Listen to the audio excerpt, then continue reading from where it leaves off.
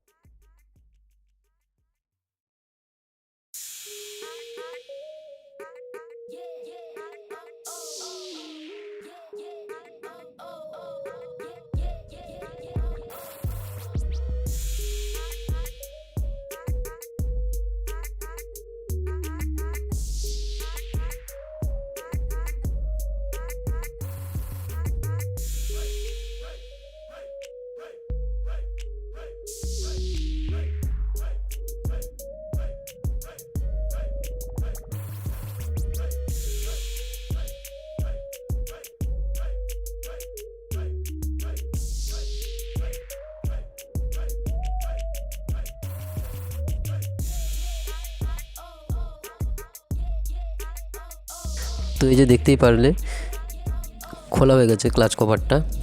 তো হয়তো কতটা ভালো দেখতে পারছো বুঝতে পারছি না। তো এর মধ্যে কিন্তু প্রচুর ধুলো রয়েছে, তো এর জন্যই কিন্তু ক্লাচে ভাইব্রেশনটা আসছে। চলো আমি হাওয়া মারি, হাওয়া মেরে পরিষ্কার করার সময় তোমরা দেখতে পারবে যে কত পরিমাণ ধুলো এর মধ্যে আটকে রয়েছে। এই যে দেখতেই পারছো প্রচুর ধুলো। এই যে ক্লাচ বাটিটা আছে, ক্লাচ বাটিটায় এতটা পরিমাণ ধুলো রয়েছে, ক্লাচে যে ধরবে শুতে, সেই জিনিসটা করতে পারছে না, কারণ কি ধুলোতে স্লিপ করে দিচ্ছে। এটা হচ্ছে যখন গাড়িটা চলে এখান দিয়ে হাওয়া টানে, ফিল্টার দিয়ে হাওয়া টানে, প্লাস এতেও হাওয়া টানে, তো তার জন্য ধুলোগুলো কিন্তু এর মধ্যে চলে আসে। তো ওই যে ডাস্ট ফিল্টারের গায়ে যে মোবিলটা দেওয়া হয়, এই কারণেই দেওয়া হয়। ওই ডাস্ট ক্যাপে যদি মোবিলটা না দেওয়া হতো, ধুলো কিন্তু আরও বেশি হতো। তো চলো গাড়িটার ক্লাচটা পুরো ওয়াশ করে নিই। ওয়াশ করার পর যেখানে কালি আছে, নোংরা আছে, সব কিছু তেল মেরে জল মেরে পরিষ্কার করে তবে ফিটিং করব।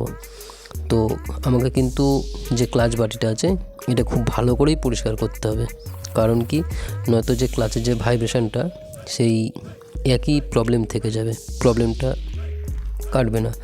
তার জন্য আমি ভালো করে এটা পরিষ্কার করে নিয়েছি। তোমার প্রতিটা সার্ভিস গাড়ির ভিডিওতে দেখেছো যে আমি কিন্তু ক্লাচ কভারটা ভালো করে পরিষ্কার করে নিই, ধুয়ে জল মেরে তেল মেরে পরিষ্কার করে নিই। পরিষ্কার করার পরে তবেই কিন্তু ফিটিং করি। আর যে কিক পেনিয়ামটা আছে, কিক র্যাচের যেটা, সেটাকে কিন্তু আমি মোবিল দিয়ে দিই। তাতে কী হবে, কিকটা ফ্রি হয়ে যায়। কিকটা ধুলোবালি গিয়ে তো জাম হয়ে যায়, কিক মারলে কিক রিটার্ন আসতে চায় না। তো মোবিলটা দিলে কী হবে, সেই জিনিসটা কেটে যাবে। আর গ্রিস দিলে কিন্তু কিছুদিন বাদে সেই প্রবলেমটা আবার চলে আসবে, কারণ গ্রিসের মধ্যে যখনই ধুলো পড়বে ওটা কিন্তু আঠা হয়ে যাবে প্লাস শক্ত হয়ে যাবে। তার জন্য গ্রিস দেওয়া হয় না, ওখানে মোবিলটাই দেওয়া হয়। তো চলো দেখতে থাকো তোমরা ভিডিওটা।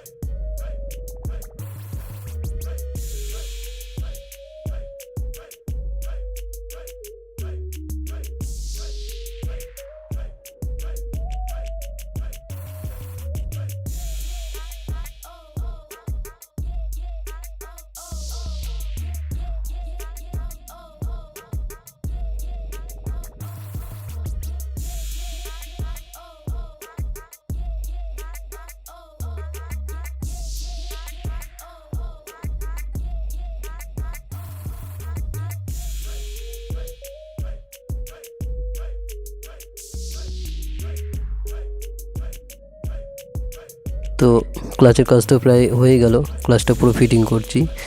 তো তোমাদের যেটা বলার সেটা হলো যে ক্লাচের যে ভাইব্রেশান এই জেডার 125 বা স্কুটিগুলোতে, তো এই ভাইব্রেশানটার মেন কারণটাই হলো ক্লাচে ধুলো ধরে রাখা। ক্লাচে যত ডাস্ট থাকবে, যত ধুলো ধরে রাখবে, তত কিন্তু গাড়ি প্রথমে টানানোর সময় একটা ঝাড়া মারবে, ভাইব্রেশান হবে। তো ক্লাচ কভারটা খুলে ক্লাচ যে বাটিটা আছে, শুটা আছে, এতে যদি ভালো করে হাওয়া মেরে দেয়, সে প্রবলেমটা কিন্তু আর থাকবে না। আর এটা কখনোই যাতে কি কোনো মিস্ত্রি যাতে না করে, যে ক্লাচ বাটিটা আছে সেটা কখনোই যাতে না ঘষা হয়। ঘষলে কি হবে, যে ক্লাচের যে ভাইব্রেশনটা যে পরিমাণ আছে, এখন যা আছে, যা হচ্ছিল তার দ্বিগুণ বেড়ে যাবে। তো এইটা যেন কেউ না করে, ক্লাচ বাটিটা কখনোই ঘষা উচিত নয়। তো চলো, আমার ক্লাচ ফিটিং করা হয়ে গেছে, এবার আমি এয়ার ফিল্টারটা নতুন ফিল্টার দিয়ে ফিটিং করব। তো যদিও ভিডিওটা ভালো লাগে, একটা শেয়ার করো, একটা লাইক করো, কমেন্ট করে জানিও কেমন লাগলো তোমাদের।